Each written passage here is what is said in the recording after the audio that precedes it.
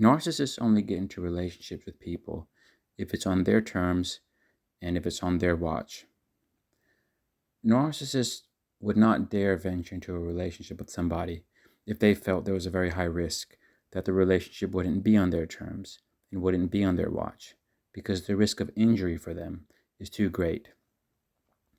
And that's why they scout out their potential targets, their potential romantic partners very carefully to make sure that they're reeling somebody in who's susceptible enough to actually go according to their rhythm, their pace, and not the other way around.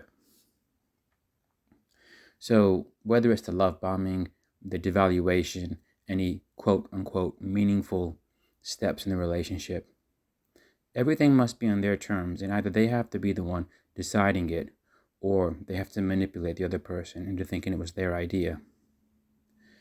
And this applies generally, but there's probably not a more important step that the narcissist must see happen on their watch than the breakup. Because when narcissists discard somebody, or narcissists devalue somebody to the point where where they decide to go their own way, that also must happen on the narcissist's watch. Because narcissists know that once somebody's out of their picture, it's going to leave a void. And obviously, if they've been devaluing you for a long time, and if you haven't been offering much by way of good supply to them,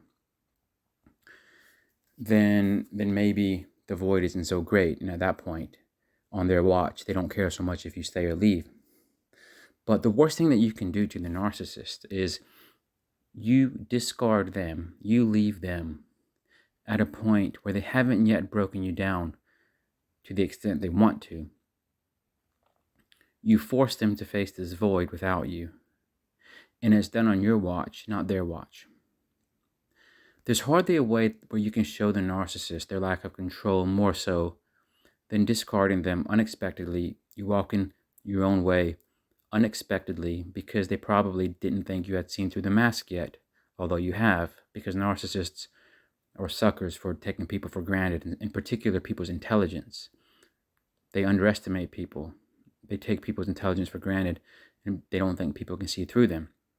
So they sometimes fall into this trap where the person decides to walk away, where the narcissist, on their own read of the person, they didn't see it coming. And that hurts the narcissist for so many reasons, because first of all, you're taking away the control. The one thing that they always strive to have in life is controlling other people, because it's only by controlling other people, and in particular their romantic partner, that they feel any control of themselves. And the only way that they can keep their inner demons, their inner turmoil, their inner skeletons at bay, keeping it suppressed, is if they feel in control themselves by controlling you. So if you kind of take a sideways step and think, yeah, well, narcissists like to come across like they're very independent, that they don't need people, that they can do things on their own. Of course, that's a bunch of BS, because narcissists are dependent on other people and are dependent on having control of other people, and are dependent on other people cooperating with them to keep their own demons at bay, to keep their own skeletons at bay, to keep their own inner turmoil from surfacing. So when you discard the narcissist unexpectedly, when you prove to them that not only you can walk away, but they underestimated you and didn't really have the grip on you that they first thought, that pretty much shakes up their foundation, taking the carpet right out from beneath their feet, because they have to grapple with so many things, and all these things are things they struggle to grapple with, which is A, they don't have control, B, they're not getting their supply needs met, C, they're having to face this void that they haven't lined up a suitable replacement for. It's just, you can go on. And what really sucks for the narcissist is they get this overwhelming feeling, this overwhelming impression that you're somehow better than them, that you're somehow more valuable than them, that somehow they don't matter as much as a human being. All because they can't control you, all because you wouldn't fit into this neat little suppressed box that would only exist on their terms. And of course, more often than not, that leaves the narcissist with very little choice but to A, look for a suitable replacement, which takes time and is never guaranteed. And even if they do find a replacement or replacements, or even replacements of sorts, because they do weird things to try to distract themselves, it doesn't really fill the void they're trying to fill. But on the other hand, they can't help but try to wonder how they can get back into your life, how they can get you back to want them again, how you can look at them as a changed person, how they can manipulate their way into changing your perception of them as being somebody who's altruistic, somebody who's wholesome, somebody who has good intent, somebody who, while not perfect and maybe having a few bits of innocent trauma that plays itself out in the relationship, they're not that bad of a person anyway. So their goal is to come across as such. So you give them the benefit of the doubt to allow them to come back into your life. But what the narcissist does when they try to come back into your life after you discarded them is they ultimately want to rewrite history. Their goal is to rewrite history. They want to rewrite the playbook between you and them and see it play out in a way that favors them, in a way where they can actually live with it long term.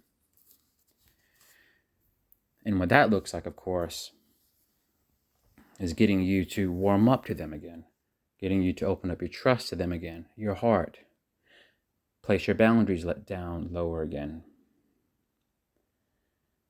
Believe they changed, believe that they have your best interests at heart.